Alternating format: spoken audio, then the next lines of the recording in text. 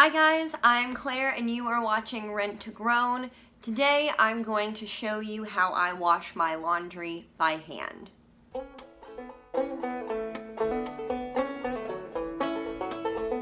For one reason or another, washing laundry by hand is something that a lot of people have to do at least once in their life, even in the first world.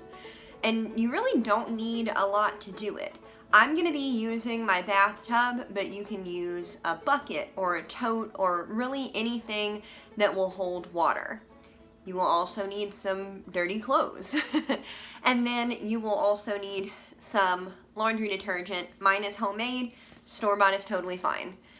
I also have really hard water, so I use vinegar in my rinse cycle to help alleviate some of the effects of that, but that's optional and you can use it if you have it or if you want it. Also, before we go any further, I would like to point out that my bathtub is clean, but I do have a ring around it because our water is so rusty. I've tried everything I can. Now you'll need to run some water. You can use hot, warm, cold, depending on whatever you're washing and whatever your preference is. I'm gonna run some pretty hot water. I also don't have a proper stopper for my bathtub, so I'm using a rolled up washcloth. Don't come for me in the comments. Okay, I have the tub about halfway to the overflow full of water. And the very next thing that you want to do is add your laundry detergent, especially if it's a dry mixture, so that you can make sure that it is completely dissolved before you put your clothes in. If you don't, you will have clumps, and the clumps are really hard to get rid of, I promise. So what I'll do is I'll just take my hand and run it through, and I can feel on the bottom when there are little pieces of grit and soap and that kind of thing. I didn't do a very good job grinding this soap apparently because there are pretty big chunks in it. So since I have little clumps of soap like this, I'm going to just let it sit for about 5 minutes or so to help that dissolve. The water is very warm and it'll soften up the soap really easily. And I promise that trying to get rid of the soap clumps later, after you've already put them in the wash, it's a lot more difficult than just waiting a couple of minutes for the soap to dissolve. My soap is now thoroughly and properly mixed, so I'm going to go ahead and add my clothes, and then I do let them soak for about 10 or 15 minutes or so. It really helps get some extra dirt out. So, in we go. Now that the clothes are in the tub, I just like to make sure that they are all fully submerged before I let them soak. I will warn you that if you have really dark clothes, like a lot of Matthew's clothes that are in here, it will dye your water. It doesn't necessarily mean that it's dirty, but we'll talk more about that in a minute. Now that the clothes have had time to soak, we're down to the good stuff. So I'm going to agitate this by hand. In a conventional washing machine, that thing in the middle spins and it makes everything move around and slosh around in the water, and that's cool and all.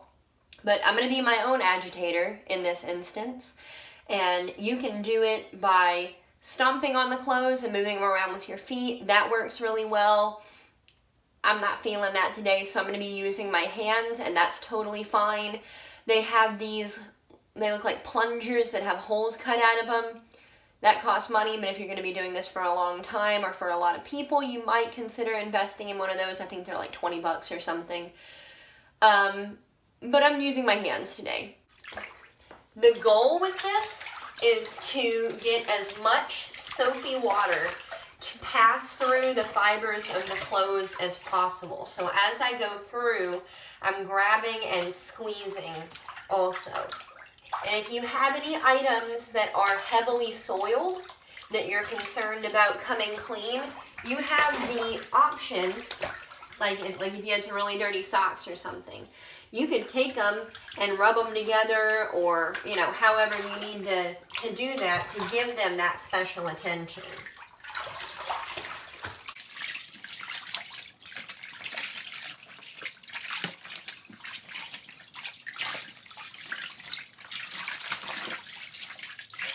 Now that I've agitated these for a few minutes, I'm going to push them far away from the drain and make sure that all the little pieces like socks and stuff like that are part of this group way up here, and then I'm going to let the water out. You can see even now that the water's gone this kind of gray color, and that's normal. That, like I said earlier, that has a lot to do with the dye and the clothes being released. It doesn't necessarily mean that they are extra dirty. You can tell how dirty something is when you let the water out and there will be a trail of sediment. Sometimes, not nearly always, but there can be a trail of sediment that goes toward the drain as the last little bits of water are flowing out. And if there's a considerable amount of sediment, that's when I consider it to be dirty. If it's mostly lint or if there's nothing at all, we're good to go to the rinse. I don't know how well you can tell on camera, but I can see here in person that on the edges of the receding water, there is just a tiny, tiny, tiny bit of sediment. And if I feel it, it's not gritty, which tells me that it's probably lint. So I'm not worried about that. If you do have a lot of sediment, or if it is something that you're concerned about, if you're not sure your clothes are getting clean enough, go ahead and wash them again. There's nothing wrong with that. But I'm going to go ahead and plug the hole again and fill it up with new water and start my rinse cycle. Alright, we have the tub full of our new rinse water. It's all clean and stuff. And I'm going to add some vinegar. I don't know exactly how much it is because I just pour it in there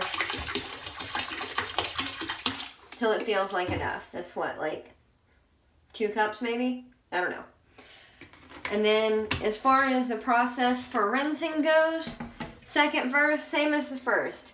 I'm just going to agitate it and have all that vinegar water get through and try and get all the soap out.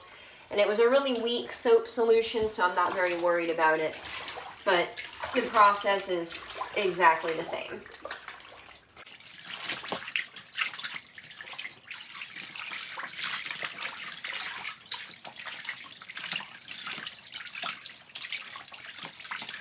Alright, I have agitated my laundry in the rinse for several minutes, and you can see the water is just a little bit cloudy, just a little bit gray. It's not very bad. It actually looks worse on camera than it does in person. But I can still see my hand at the bottom. That's pretty good. So if you get to this point and you are concerned that your clothes are not clean enough, go ahead and put some more soap in. If you're using the dry soap, I recommend putting it in a jar or something and dissolving it before you put it in because your clothes are already in here. But if you have liquid, you're good to go. But even with the vinegar in there, just throw it in there and wash it again and then rinse it with vinegar a second time if you're using vinegar. But if your clothes are still dirty, just keep washing them until you're satisfied. I know from experience, for how much dark stuff is in here, that this is completely fine. People get a little bit weirded out when they see this type of color in their rinse water, but I always try to remind them that whenever you're washing them in a conventional washing machine, it probably looks like this or worse. You just don't see it. It's called gray water for a reason. So I'm going to go ahead and empty this out, and then we will go on to the process of wringing everything out by hand. If you have someone near you who loves you and is willing to help you, now is the time to call them. There are a few main articles of clothing that I want to show you how I wring out. You'll probably develop your own technique if you do this for any amount of time, but this is what I have found that works best for me. Clothes, pants, towels, and socks and underwear are, by and large, the majority of what I wash. If you have sheets and blankets and bedding and that kind of thing, it is even more difficult to wring out alone, and you will need an additional person at least, maybe 2. Pants, particularly blue jeans, And towels are another thing that it helps a lot to have another person there to help you. But it's not impossible to do them by yourself. It's just kind of terrible. So we're gonna suffer through this together. Before you wring anything out, have a laundry basket ready, preferably one that has a solid bottom, because you will not be able to wring this stuff out as well as a conventional washing machine, and there is almost guaranteed to be water in the bottom when you get done with this. Now that I have that off to the side, I'm going to go ahead and get through with the worst one first. So, towels are my least favorite because their job is to soak up and hold water. That is what they are for. That's why we buy them. That's why we have them. And so when you're wringing them out, not only are they very heavy and very cumbersome, but it's just really difficult to get all the water out because their sole purpose in life is to hold all the water. So what I do is I take it and I fold it long ways. And then I fold it over on itself to where I have this like loop dealio going on. And I hold it at the top at both ends. And then I take and I put my wrist through and wring it with my hand.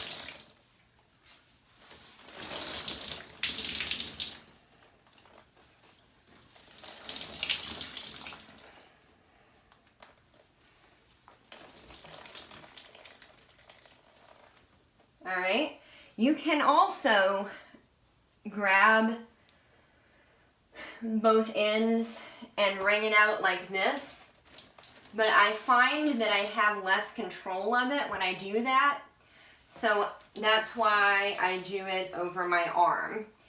Some bathtubs have a little rod somewhere over here that's mounted inside the tub surround, and you can throw it over that and use that to get some tension, but you need to be very careful not to pull because you'll rip your tub surround off the wall. Ask me how I know. So what I do after I've wrung something out is I just fluff it back out. It's considerably lighter, but it's definitely still wet. You're not going to soak up anything with this. But that's good enough for right now, so I'm going to throw it in my basket. The next worst thing is pants,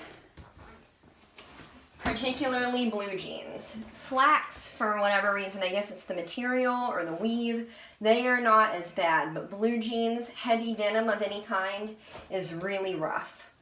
So, same deal, I take it and I fold it long ways, twice, all the way down the leg, just like that. And then fold it over on itself, put my arm through, and wring. And you'll notice I'm getting almost nothing out of this. That's just kind of, that's kind of the deal. It just, they do not wring out well. This will take all day to dry, but it's kind of a necessary evil. Here I have shirts. This is more of a blouse than a t-shirt, but I'm going to show you on it and I'll show you on a t-shirt. I take it and the first thing that I do is I fold the sleeves in to make it more rectangular. And then I fold it in on itself again. And then with these, they're typically small enough that I don't have to wrap it over on my wrist. I can manipulate it. Mostly it has to do with how big my hands are and how much control I have when I grip something that large. But these are small enough that I can get them by holding them with both hands. Same deal with t-shirts. So I'll take it by the corners of the shoulders. I'll fold in the edges, fold it in, and then because this is so wide, I'll fold it again, and then fold it on itself, and wring.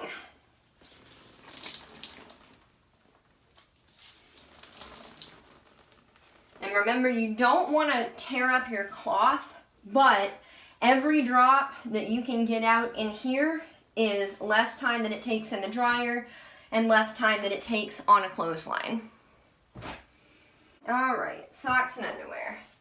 I usually will gather 2 or 3 pairs of socks at a time. So I have some little ankle socks and I have some no-show socks. And I make them all about the same size and just wring. They're very easy. Very, very easy. If I could only ever wash socks, I'd be fine with washing them this way. That's it. Boxers are pretty self-explanatory. Just kind of the same deal. Make it a manageable size and wring it out. Well, I got all my clothes wrung out and I'm going to go ahead and put them out here on the clothesline. The only other thing that you need to keep in mind is that because you're not wringing it out as efficiently as a machine potentially can, it's going to be about twice as heavy as it would be coming out of a conventional washing machine. So with that, I hope this helps you. If you have any questions, shoot me an email or leave me a comment below. And as always, I want to thank you so much for watching. Bye.